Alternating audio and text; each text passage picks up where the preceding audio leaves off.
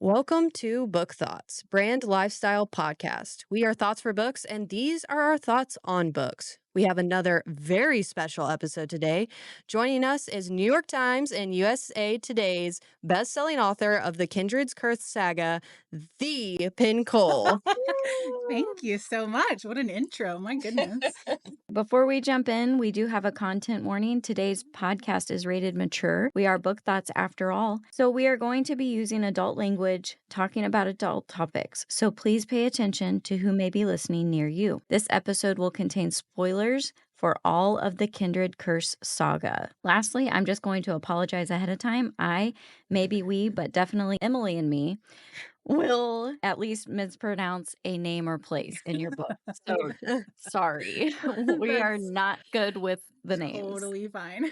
I actually was listening to one of your other interviews, and you say how do you say Diem's last name? Bellator. Bellator? That Yes, Yay. I got it. Not me. Nope. I was. But you could put a very common name in a book and I will still butcher it. I'll overthink it. Yeah. Yeah. You guys are shaking your heads. Yeah, she got Emmeline wrong last. Yeah. book. It's hard in fantasy because you just never know. There's a lot of vowels and strange sounds. It's very complicated. Yes. Okay. So we're going to kick it off with addressing the elephant in the room. In your Instagram bio, you say you're Henri's biggest fan. Do you actually mean that? That is not the elephant in the room I thought we'd be discussing, but I'm happy. No, we'll stay away from that elephant. We're going to a different zoo. I will happily tackle this one any day. I love Henri. He's my precious little wayward sheep. I think he's so misunderstood. I love him. And I think his role in the series is so important, but also I think part of the reasons people don't like him is a reflection of some things that go on in the real world as well, which I feel really compelled personally to push back against. So I think one, I care about him because he's my character, and in order to write a character authentically, you have to understand why they're doing the things that they do, and that just naturally makes you have a sympathy for all of them pretty much. But also just because of this bigger picture thing of what he represents, and some of the things he says that are so controversial that I don't think should be quite as controversial. Yeah, did you expect people to have an army against him? So okay. So when I was first writing Spark, and I sent it to a ton of beta readers, in the first round of beta readers, a lot of them were like, well, I kind of want her to end up with Henri instead of Luther. And I was like, oh no, this is not, I need to reel it back in. Because I think part of what people hate about love triangles, for the people who don't like them, is when they get really emotionally invested in somebody and then they don't get picked. Yeah. And so I wanted it to be relatively obvious from early on who she was going to end up with, so that we were all getting emotionally invested in the right person. But I I think maybe my own personal love for him pushed it a little too far. And so I had to go in and add these little tiny things that kind of communicated to the reader, this isn't him, this isn't in game, And I think I went a little too far that direction after that, because now people point to all that stuff and they're like, he's an asshole because of, X or whatever. And I'm like, no, that was me. It was an overcorrection. Yeah. Like him, there's a scene in Spark where she's like, did you take the contraceptive tonic? He's like, come on, baby. We don't need that. And people are so mad about that. And I didn't see that as him trying to trick her or pressure her. He just really wants to start a family with her. He's amped about the idea of that. Yeah. And I don't think he's caught on that she's that's not necessarily what she wants out of her life, because they just haven't really had that conversation yet. I mean, they're young and they've known each other their whole lives, and he thinks that that's in game. Yeah. He's like, I found the woman I want to marry. I want her to be the mother of my kids. This decision's done. Let's go. Yeah. And she's not really telling him, I'm not as confident as you are in the path for us.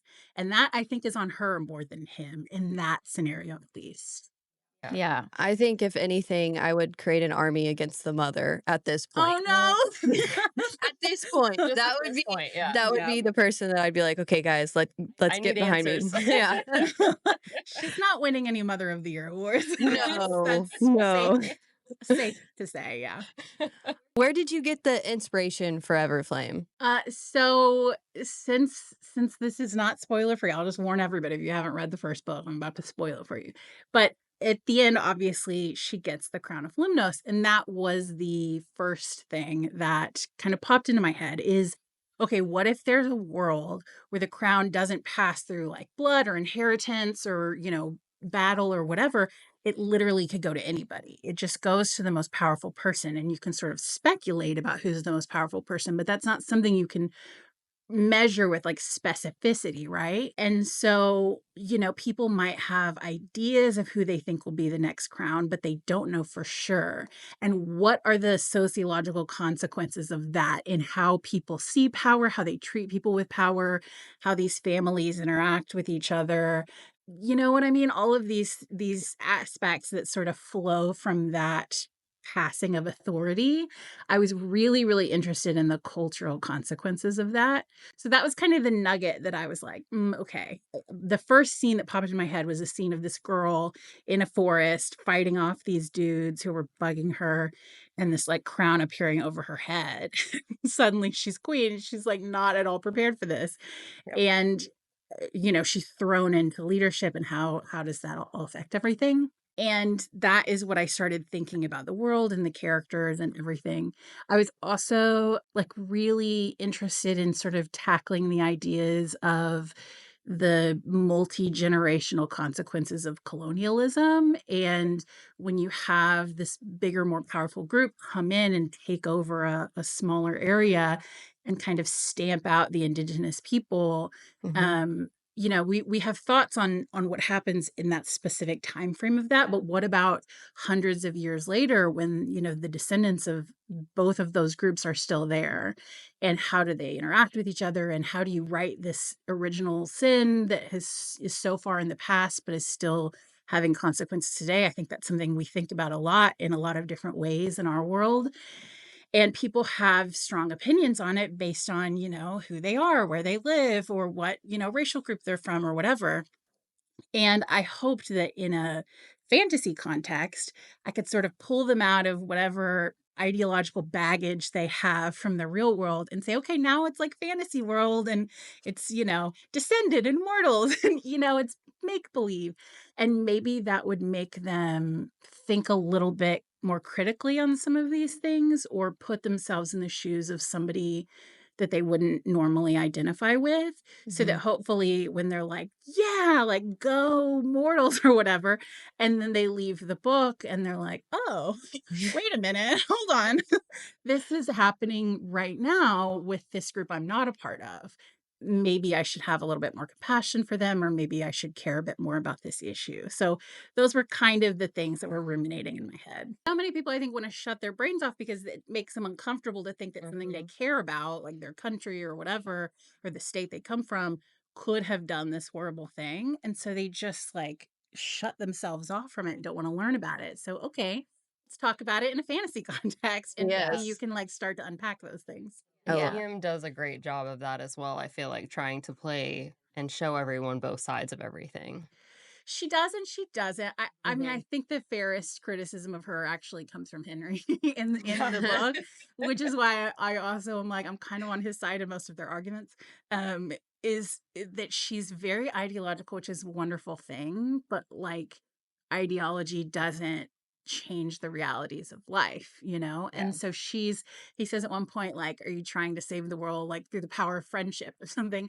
And she really is. Like, she thinks we can all just get along and like be friends and figure this out, and that would be wonderful if it were true, but that's just not the reality of life. And so part of her journey is kind of coming to terms with that and saying, okay, how do I get this utopian world that I want with the realities of how people are and how they treat each other, and the fact that there are some people whose hearts you won't change. I think she sees that too when she goes to each new place. Even the my favorite places have something wrong with it. Like, Oh, they're yeah. doing something wrong. Yeah. And if you're like, if you guys just work together, Yeah. you'd kind of want to just like hit them and say, just work together. It'd be a much better place for everybody. And something right too, like in some of these realms that she goes to, that she as a child just believed they're evil and terrible, and like she has built up everything connected with the descendant as this like horrible thing. And then she goes to a place like Sophos and she's like, wait a minute, there's some good happening here too. There's still a lot of bad, but like the world isn't quite as black and white as like I put all of this in this good box, all of this in the bad box, and like never the two shall mix. And she's really having to confront like, oh no, we're all in the middle here. Like, it's very complicated and messy. Yes. I also like seeing her. She's like maturing in a way. Oh yeah. Mm-hmm. Yeah. Big Because time. Oh, because she's in She- denial. yes, Yeah. the denial that she doesn't want to be powerful. She doesn't want to be a part of the descendant world. She doesn't want any of Mhm. that, and she's like trying to not learn about it in a Yeah. way Big time. and not put herself in that position. And then I really hope we just get to watch her character really be like take charge and understand where her role is going to be and how she's going to achieve her goals. Yeah. Yeah, I think she's trying to figure it out, right? She has accepted, at the end of Glow, we kind of see her accept, okay, these are both parts of me, and Yeah. I can't ignore either of them. And so I think that the first two books are really a journey of self-acceptance and also just accepting that the world around her is not as simplistic as she, thought it was. But then it becomes, okay, what do I do with that? Yeah. Right. You know what I mean? What's the next step in that? Well, fine. Okay, I'm a descendant queen. I'm mortal queen or whatever. How do I now bring these two people together in like an effective, lasting way? Because you can beat people over the head and you can force them to do what you want them to do. But that as soon as you're gone, that's, Yeah. So how do I create something good that outlives me? I will say, I think that Diem is in denial for a lot of the book, and that was like frustrating me. I wanted to shake her. But then I met her mother, and I was like, oh no, she's the definition of denial, because she didn't even want to admit that, she has this daughter with someone that she didn't like. So I kind of thought, And I don't know that it's denial in Arlie's case. I think it's like, and also with Diem, denial is very much a survival mechanism. yes. She's being raised in a world where the truth would get her killed. And if she were to acknowledge who and what she was and how she came to be and who her mother was, all of this stuff, all of them would be executed on the spot, including Right. Yeah. her father and her brother, even though they're not necessarily in it. Just by association with her and her mother, they would be executed. And so I think for both, knowingly for her mother and maybe a little subconsciously for Diem, like putting their heads in the sand or at least lying about it all is how Yeah. they stay alive. And Yeah. when you have done that your entire life and that's all you know, even when that danger is removed, it's not a switch you flip. You know what I mean? You're Yeah. so used to hiding that part of yourself. And that, with Luther too, right? We see him Oh yeah. hide his emotions and hide who he really is. And even when Diem comes into power and he starts to feel a little bit safer coming out of his shell, it's still a struggle for him to like really pull it all out, because that's just all he knows. Change is hard for anybody. Oh yeah. Yeah. Yeah. Big time. This is just a burning question that I have for probably every author ever is, how do you decide how many books are going to be in your series? Because I always tell them, I almost wish that you guys, like, that authors never told us, so we could just, each book, you're like, Yeah. is this it? Is this going to be the end? But is that something that's like when you get a publisher, they tell you, hey, we're only going to, you have to do this many books, or how does that work? Well, I started self-published, so nobody puts baby in a corner like I do myself. I feel very strongly, and I hate saying this because I have friends whose series are longer than this, but I feel pretty strongly that a book with one main couple really should not go past 4 books, because I think readers, I see it every time that readers start to kind of lose interest and fall off. And it's like, how many times can you pull these people apart and put them back together and like create obstacles before people are like, enough, you know? And so I knew I didn't want to go past 4 books. I really shouldn't have said that. I'm already thinking of my friends that are going to be like, so you think my series is wrong? It's like, no. Y'all can do it. Y'all are amazing. I can't do it. So I knew I didn't want to go past 4 books. I originally had planned for 3, and then because I just thought, okay, that's like a good trilogy's like a good number. Trilogies seem to do well. 4 seemed like a lot. 2 seemed too short. 3 seemed like the magical number. And so I originally plotted for 3 books. And actually, I started with, as I mentioned, the scene kind of where Diem gets her crown was one of the very first scenes in the book. And that is where the series was supposed to begin. And then I got about halfway through writing what is now Glow, and I realized, no, we need to like start much earlier. So I had to add on a book. That Spark is in essence like a prequel book because for me the story like really truly begins kind of towards the end, but you need everything that she goes through in Spark to understand why she is the way that she is in the next few books, and why they all are the way they are. Yeah. It's just so critical to understanding everything. Trying to say she cares about the mortals a lot, just like trust me, wink, wink, nudge, nudge, was not going to cut it when that's the basis of the fight. That's the whole thing that this war is centered on. So I said, okay, we need to actually see her with the mortals, see her in Mortal City with her family, like understand who she was before she was queen. I have a question that kind of rolls in with that. When you're writing, who do you feel like is in control, you or the character? The characters, 1,000%. 1,000. Every author, I think, will say this. Yeah. It's wild how you hear it and you kind of don't understand until you start writing a book. And then you're like literally having this out of body experience, typing up a scene. You're like, they weren't supposed to be doing this. It's just like running off on a tangent. And it truly feels like I'm just along for the ride. Especially as you get deeper and deeper into the series and you understand the characters more, you start to have a much stronger feeling of like what's authentically them than you did when you were plotting out the book. So maybe, a year ago I thought, okay, well, Taryn would do X. But then once I get to know him, once I understand him a little bit better, his motivations, see how he is with other characters, what he would do becomes so much clearer. And if that's not what the outline says, I have to be true to the character, not just the outline.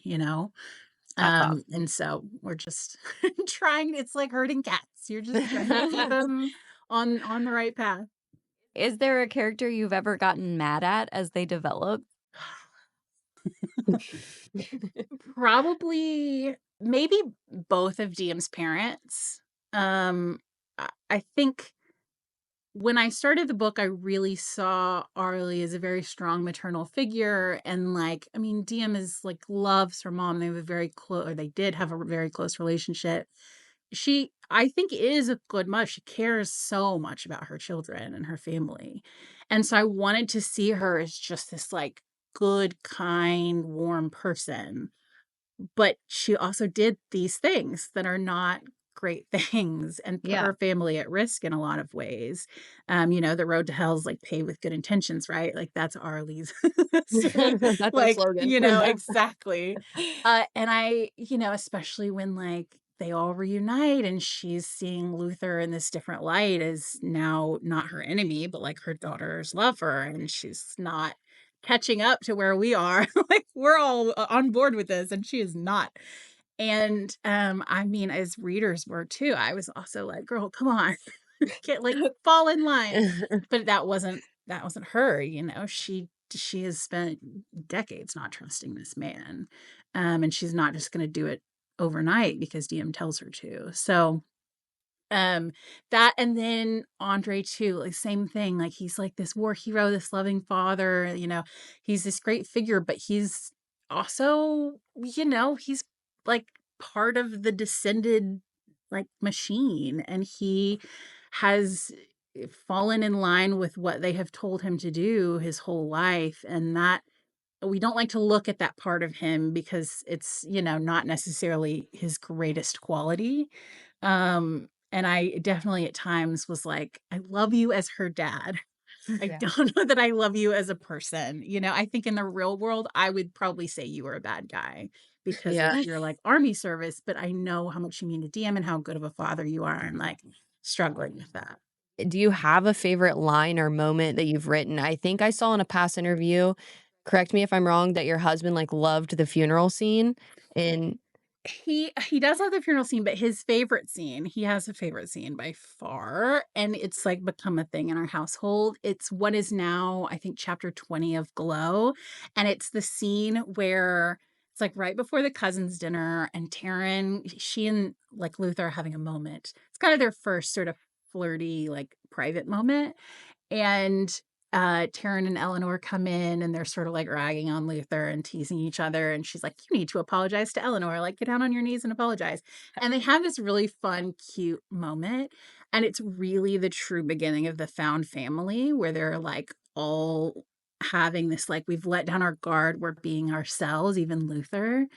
It's just such great found family vibes. And I remember he read that scene. He was like, that's the best scene I've ever read in any book. And now every time I'm like, oh, I just finished a chapter I love. He's like, okay, but is it Glow chapter 20 good? Like, is it as good as that? And that's for him, the gold standard of what everything compares to. So I think that's his. Now, what about you? What's your gold standard when you're God. writing? Gosh, I don't think I have a favorite scene. I have a lot of them that mean different things to me for different reasons. All of the Diem Henri conversations are really difficult for me to write, but they also for me are like some of the most important parts of the book because they address this issue of this injustice in the war and what's right or wrong, which for me is like the core theme of the series. And that's where we address it like most blatantly. So those are all really important to me. I really love the scenes where Diem's having a lot of self-doubt and Luther reassures her and is like there's one scene where they're flying to Fortos and he's like, you're enough. Like, Yeah. that's your flaws, your cracks, your sadness, like your grief, your self-doubt. It's okay. Like, you're enough.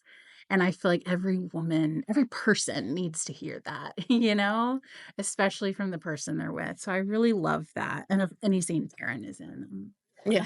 Yeah, he's my favorite. automatically. Yeah.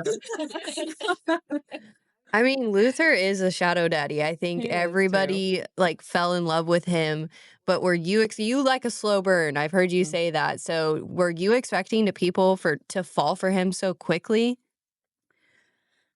No, because a lot of the beta readers were like, my book is a little different than most romantices in that the first book isn't super romance forward. The second book for sure is, and I think the third book is as well. But book one it's just kind of in the background. And so a lot of my beta readers were like, I'm interested in Luther, but like, the romance isn't necessarily front of mind.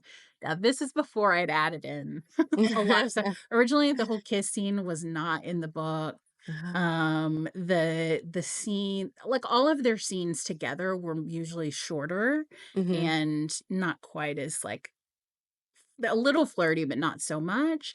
And so the beta readers were like, yeah, we're interested in him, but it's not, we're not like in love.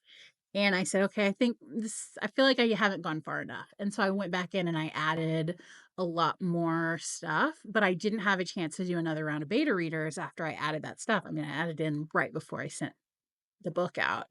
And so I just kind of crossed my fingers and like hoped that people would see him as a love interest and like get really invested in their romance. And thankfully, I think they did after Spark. But yeah, I didn't, that was not the reaction that my initial readers had. So I really wasn't sure how people would see it.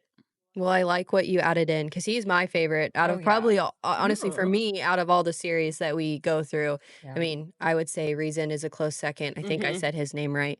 But Luther's easy. Maybe that's why I love him so much too. Is he You has a say good his name. name. Where I'm like, I I say still his to name. this day don't know. Is it Reese? Is it Rice? Resand? I don't know. I still don't know. Well, I'm not an audiobook person, so Yeah. I never hear it. I only get what's inside my head, and apparently my head's a little different than how everyone else's works. So I would say Rise and Ryzan, but she's the one that got me in that series. So when I would say it out loud to her, she'd cringe a little. She's like, Just a no. little. I understand. Do you enjoy how much feedback as an author you can receive now that social medias are so popular? Or would it be nice to have less critics? It's a real mixed bag. It's both. I really enjoy that social media has allowed me to have one-on-one conversations with readers, because that was not something that readers could always do with their favorite authors, you know? It's a relatively new phenomenon where you could just send a DM to an author you loved and they, you know, within a day usually would be like, thanks, you know, or chat with you about it or like joke with you about the characters or whatever. And that is so much fun for me. I really love that. And in the early days when I was still pretty small and self-published and I could respond to every DM I got, like I was having the time of my life. I loved it. And I unfortunately don't have as much time to do that now, but still it's like my favorite part of the job is really getting to hear reader feedback, chat with them one-on-one. Even if I can't get to an event in their city, like I can still connect with them, and having my Discord and having this amazing community that has built in my Discord that of people that have really become close friends. That's like incredible. It's so, so special and such an amazing part of being in the bookish community. But you know, everything has its downsides too. It has been tough for sure. I don't think it's a good thing for artists to be subjected to feedback about their work on a daily basis, good or bad, because you start to put a lot of importance in other people's opinions. And it wasn't other people's art that got you where you are. You know what I mean? It's what's in my head that Yeah. created these books. And if I start to put too much importance on what's in other people's heads, then my art veers in a different direction. And I definitely see like a very strong correlation between how much time I'm spending like, consuming opinions of my books Mhm. and how good my writing is. It just immediately tanks if I'm Yeah. listening too much to too much feedback. And so now I've got like all of the review sites blocked. I can't even go to them if I want to. And I try and like never look at reviews positive or negative anymore. Like I'll say thank you or whatever, but I won't really read the content. Because I think for better or worse, whether people like it or don't, I have to do what's in my head and follow my gut on everything. And I'll live or die by that. You know, if it's Yeah. successful, if it fails, at least it's me and not me trying to please everyone, because that's not something that can be done. Oh, yeah, that's Absolutely. important. Yeah, For absolutely. sure. And now that you're saying that, that makes me kind of think maybe that's why Game of Thrones has never been finished, because it Oh, got so popular. voices And there, yeah. 100%. I Yeah. mean, that's why Burn has taken so long, because Yeah. Yeah. all of the voices have got in my head. And I mean, mid last year, I had to just scrap my draft because I that's what I was seeing happen. Yeah. I was like seeing myself writing the book and thinking, oh, well, I know readers won't like that because I've heard them say so much that they didn't like something similar in a previous book. And I was trying to write for, you know, this minority of loud voices Right. instead of writing the book that I knew I needed to write. And so like most people have a lot of books, you know, that they write kind of before they blow up to sort of figure that out and like and adjust. And I just didn't. It all happened very quickly for me. And so I had to kind of go through that learning curve in real time. And it was very, very painful and Yeah. very you know, it just was really difficult. And I for sure can see how George R. R. Martin probably that has been like a huge thing for him, is having so many opinions and so many really strong opinions. Mhm. And particularly with the show, like that complicates Yeah. things too, because they have strong opinions on the ending. Who knows if that's the ending he intended or not? If Right. it was, then I'm sure he's like, uh-oh. Yeah. He's like, never mind. Shit, back to the drawing board, you know? For all we know, he could have been on the last chapter and then seen the reaction to the show and been like, okay, I'm throwing this draft away and restarting again. Yeah, it's tough. It's a very hard environment to create art in for sure. I think any true reader is patient with an author when it comes at a reasonable level. He's what? He's at like 8 years, or is it 10 years? or Something like that, that. yeah. That Been to me 20 seems a a little lot. long. I might be knocking on his door. But I think any like reader understands that it takes time. Like you said, it's art. Art takes time. It takes time to develop that. So we are glad that you, as much as we want it, We're glad that you took a step to make it the Yeah. true story for you, because the reason why we love it is because of the artist. The art that you've made has been really good and we love enjoying it. So obviously we want it to be from you and not the Yeah. haters. Exactly. We definitely want to see a book that's true to its characters. We don't want to Yeah. see something else. Yeah. Yeah. Yeah. With that, what has been like your favorite thing from this? I'm sure it's a whirlwind of how fast this took off. What's been your favorite thing from it becoming so popular? Oh my gosh. Getting to go on tour has been really cool. Before the series really took off, I didn't, I'm in France, and so it's very difficult to get back home. It's very pricey and takes a lot of time and work to get back to the US, which is where the majority of my readership is. And also to places like, Australia. I have a ton of readers there, but it's very difficult to get there. And so I kind of had accepted that as an author, I probably wouldn't get to do a lot of those things. I wouldn't get to interact one-on-one with my readers, except maybe once a year if I had the money to do that. And so having the series be really successful and being able to partner with a publisher who, pays for the book tours, that has been totally unexpected and so amazing to just get to talk to people and see them face to face and, get to have these conversations about the books or see the things that they've made, that are sort of based on the series. It's just the coolest thing. It's such a lonely job. We sit on our little offices and we write these books and we hope that people will like them. But the job itself is completely isolated. And so we all are absolutely neurotic about whether people will like our books because all we do is sit in our offices and hope that they will all year long, 24/7. And so getting that confirmation, that you can visually see these are real people. They really like my books. It's not my husband creating a fake account to leave nice reviews, because that's what I had convinced myself. All of the positive reviews were just him trying to make me feel better. And so, to meet people and see them and talk to them is it's just the coolest thing. I love it so much. I mean, we think it's cool too. We're Oh, sitting here yeah. with you. I'm still in shock a little bit. I'm sure we'll talk about our I am still husbands all won't hear shocked. the end of this. We will. Good. I love it. If you were going to go on a road trip, which one of your characters are you bringing with you? Oh gosh. Okay, so my instinct is to say Taryn because that would be fun, right? Yeah. But we die within a week. We would not survive. It would be an absolute disaster. So if surviving is my goal, probably Alix. I feel like she, is a get things done kind of woman, and she would be prepared. She would have everything we need. She would find, the right path. I'd just be along for the ride and let her do all the work, and we would make it to the end for Yeah. sure. Yeah. She'd have the itinerary printed out and Oh, yeah. everything. Yeah. Might not be the best time, but we would get there and we Yeah. would live.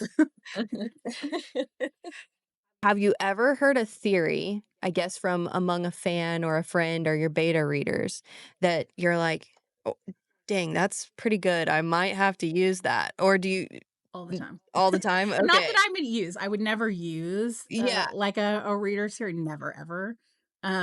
But I see them and I'm like, damn, that's better than what I thought. That would be fun to read. I want to read the alternate universe fanfic of that happening. Yeah. I have stayed very true to my outline. I mean, there have been little changes, but for me, knowing where this series would end was super important before the beginning.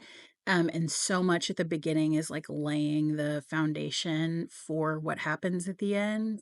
So I couldn't really, even if I wanted to, I couldn't really deviate too much from that. Mm-hmm.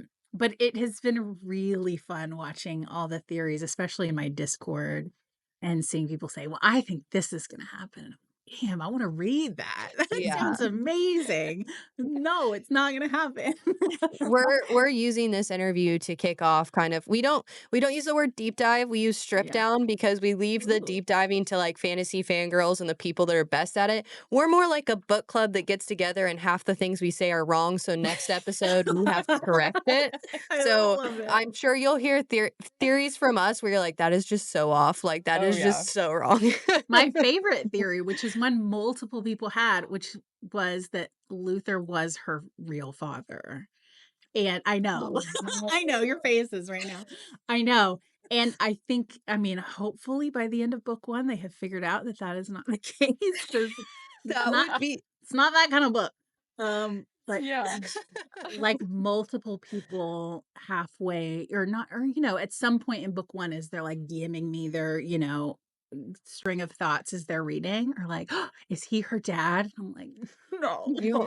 absolutely not. Thanks for not making that true.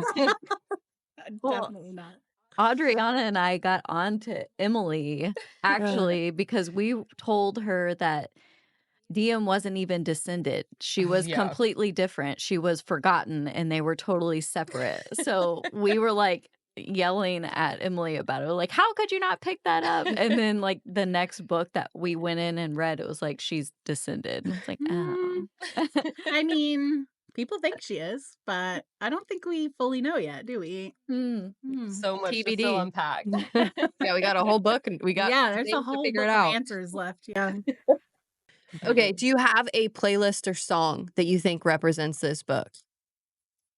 My husband created a playlist. I think it's linked on my links page that's in all my social media bios. And those are definitely vibe songs that really fit the book. I don't listen to music with words when I write. I can't. So I have my own writing playlist of vibes music that's, it's like classical mostly.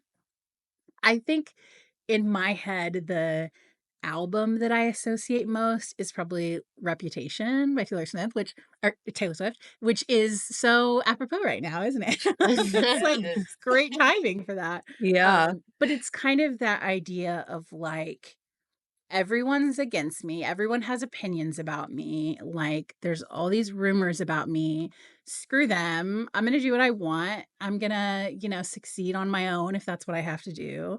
And it's just kind of this very rebellious, defiant spirit that I think really kind of encapsulates a lot of Diem's, journey through the books. Different songs, I think, apply to different scenes in different books. But when I listen to that album, I just think this is so Diem energy. I love that. Yeah. I absolutely love that. Now, what would you say to the aspiring author or creator or artist that is maybe wanting to put themselves out there but hasn't quite taken that step? Ooh, there's so much I would love to say. I think the thing that will probably do the most good is just to remind them that when the imposter syndrome comes, because it absolutely will, when the self-doubt comes and you start to think everybody else is good at this, I'm not. I see these other authors and it looks so easy for them and their books are doing so well, but that won't ever be me. I'm just not as good as them. Those authors had those exact same feelings, and they probably still have them right now, because no matter how much success you have, it doesn't sink in. It's never louder than the voices in your head. And I almost deleted Glow. I almost didn't publish it because I thought it was a terrible book. I remember hearing Carissa Broadbent talk about how she thought Serpent was the worst book she'd ever written and had no redeeming qualities. And she came very close to never publishing it. And look what that did to her career, And all of these amazing, talented authors who have these books that were their breakout books, at some point, and probably at most points in the creation of that book, they thought, this is garbage. No one is going to love this.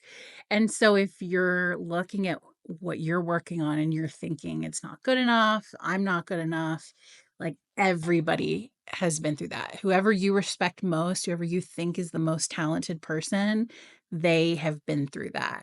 So you just have to kind of shut your ears off to the noise and push those voices out and stay really focused on your path and really have faith that your book will find its readers, and you should of course always be trying to improve your craft and try and make sure every book you put out is better than the last and get feedback and all of that.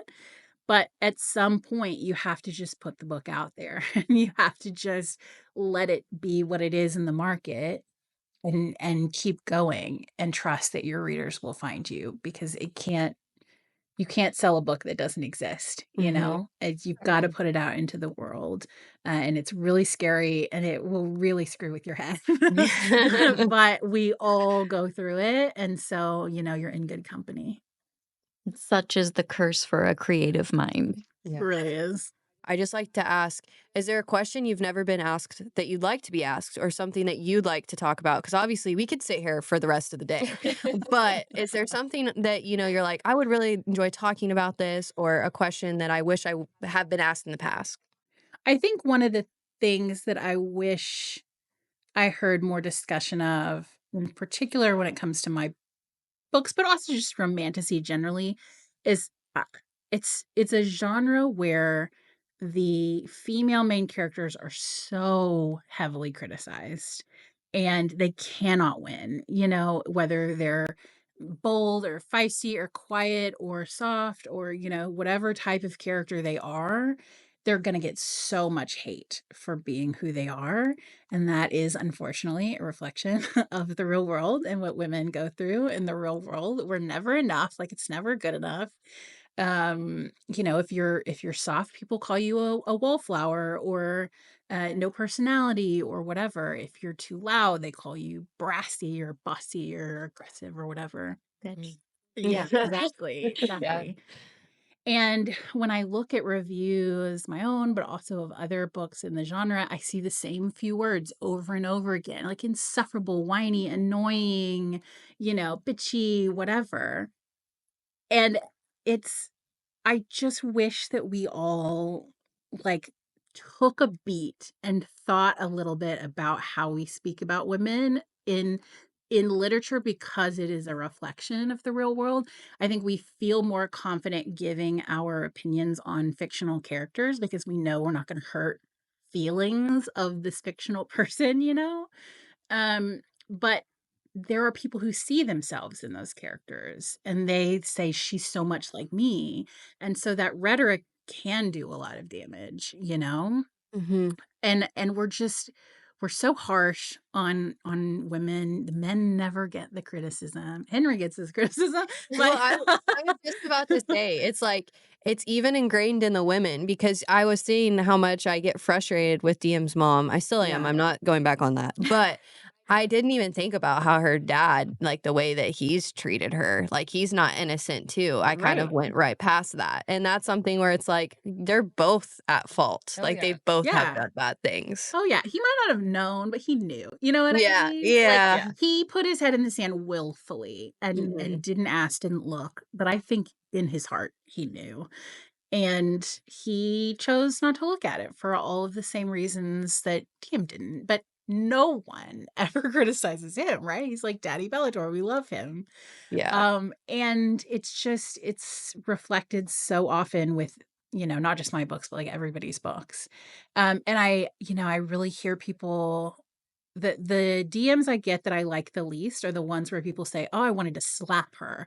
I wanted to strangle her. I wanted to murder her. It's like this violent language that we use when we discuss female characters, And of course, nobody really means it. But still, it's like really interesting how we turn to the language of violence when we talk about women not conforming to a certain standard that we think that they should.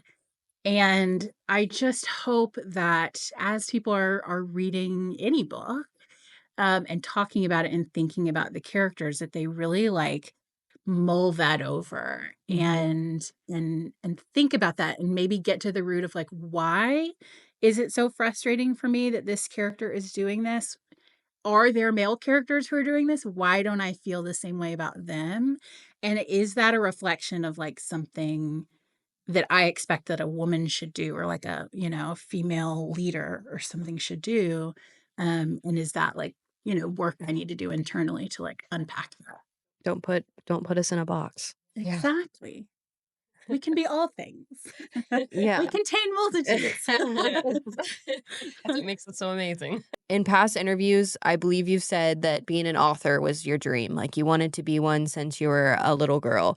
With that being said, let's say that you couldn't be an author. Do you have like a second dream job or, something else that you would choose if you couldn't be an author? Well, this is like my fourth career, actually. So I Okay. feel like I did all my dream jobs. This was like the last dream job I hadn't done. And I finally like checked the box. Before this, I was an attorney, which who says they want to be an attorney? I don't know. Me, but like no sane person. And all the lawyers out there are like nodding their heads. Like she's so right. It's I really, really enjoyed being an attorney. Going to law school is something I wanted to do my whole life. So I'm really stoked that I got to do that. And before that, I owned a small business in the wedding industry, but I also coach small business owners. And that was primarily focused on like arts-based businesses. So people, various kinds of artists that worked in like the event industry. And I worked with them on making the business side of things less scary, because when you are an artist and a creative and like a left brain kind of person, all of that stuff around being a business owner and like monetizing your art is really intimidating and overwhelming and scary. And a lot of artists get themselves into trouble because they don't do a lot of it. They don't protect themselves in the way they should. And so I really loved that part of my life because I got to combine my love of creating art with the more like business focus, like lawyer side of my brain, to help people take something that they love, this passion that they have for creating, and make a living doing it. So I kind of mourn those days because I really, really enjoyed that. Yeah. And maybe someday, like I'll slow down on writing a little bit and get back to that maybe with helping coach authors, but not right now. Right now I got books to write. Well, that kind of goes into our next question. I know you can't give us a release date or Mhm. anything, but how are you feeling just at this point, I guess, about the book and just mentally having this huge release coming out in the near future? At least that's Mhm. what past podcasts have said. So I don't want to put words in your Yeah, mouth, yeah, but nope, yeah. how are you feeling about everything?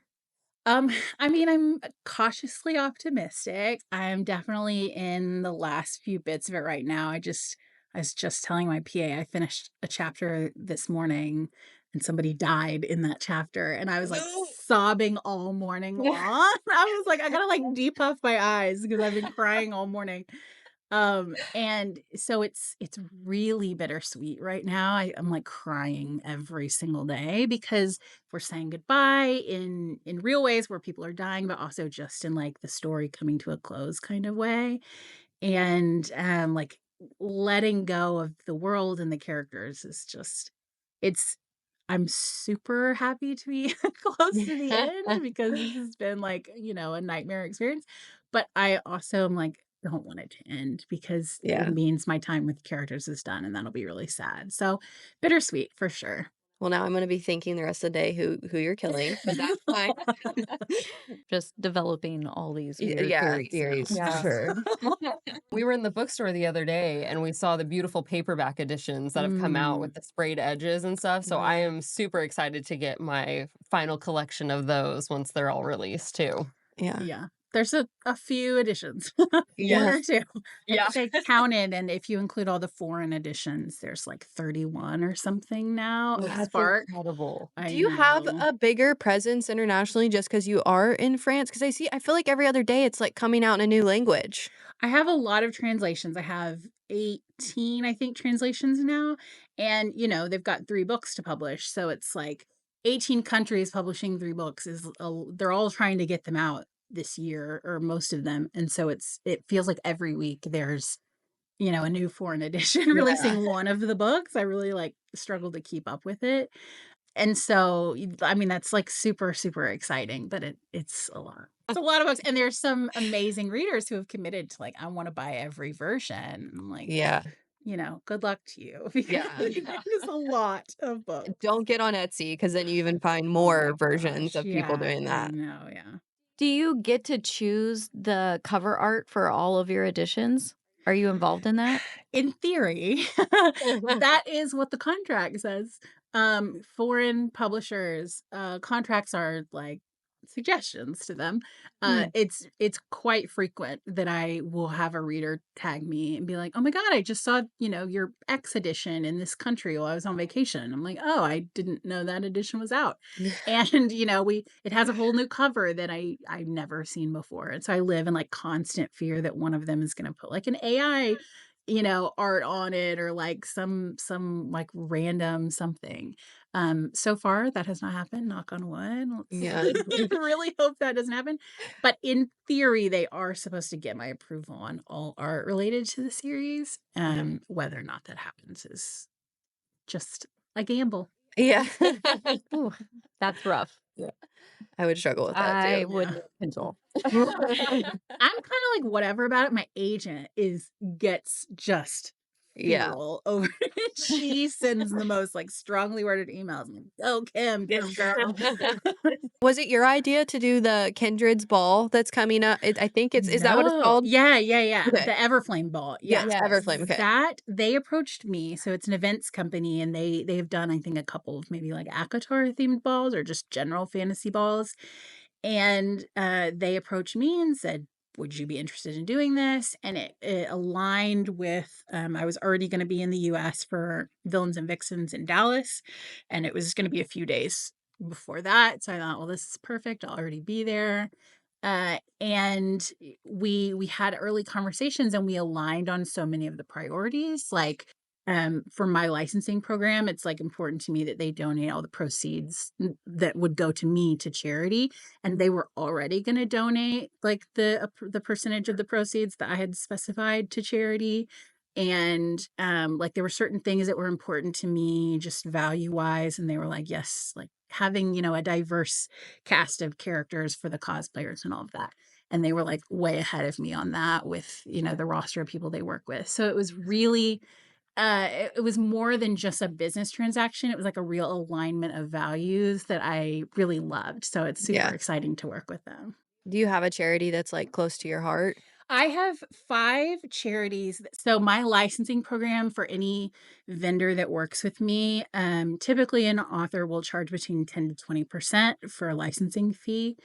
I went with 10%, and I have 5 charities that I require they donate to. They can pick whichever of the 5 they want, but those are like my pre-approved ones. And one of them is the Palestine Children's Relief Fund that provides aid in Gaza. One is Doctors Without Borders. Another one is the Global Fund for Women, which is a really cool organization that does like grassroots support. So rather than, you know, outsiders coming into a community and saying, we're going to fix this problem, they find people that are already leading the change in the community, and they say, how do we like enable you? So it's like a lot of grants to people who are doing things in their own communities to help, give them more resources. One of them is called Buried Alive, which is an organization my husband and I were previously on the board for. And it's they fight for clemency and pardons for first-time nonviolent drug offenders who are serving life sentences in prison. And there's actually over 3,500 people who are serving a life sentence in federal prison right now for first-time nonviolent drug offenses, which is like some of these things aren't even illegal anymore. Like some of them is just like dealing marijuana that you now can become a millionaire doing in certain states. So like it's insane. And so this group really fights to get those people out of jail, and not just get them out of jail, but like also give them a productive life once they're out, so that they're not living with like this stigma over their head. The last one is it's RAICES, RAICES, which is Refugee and Immigrant Center for Education and Legal Services. And they basically provide a lot of legal aid and just general support to immigrants, primarily in the southern US, who are, as we know, facing quite a lot of discrimination, and helping them through the immigration system. Yeah. And they're all stuff that aligns with the book for me. All of these things are serving communities that they're not like, I didn't write the book as like a symbol of those communities, but like their struggles kind of inspired me as I was creating the world. So I think it's important that we give back. If we're going to use these things in our writing, we should give back to those same communities. So that's kind of my way of doing that. Well, we appreciate your writing and we appreciate the difference you're making in this world and Yes. taking the time to sit with us and talk with us. We're so excited for the next book coming out, but Me too. Me yeah, probably too, not as man. excited as you, but we appreciate your time and Yeah, I'm thank sure we'll see you. more from you in the future. I was so excited to be here. It was so much fun. Thank you guys for having me. So now let's wrap it up. Thank you so much for listening to this week's episode. Next week, we are beginning our 5-part strip down of Spark. Be sure to follow us on all of our socials. Tune in every Friday on YouTube or wherever you get your podcasts for a new episode of Book Book Thoughts! Thots!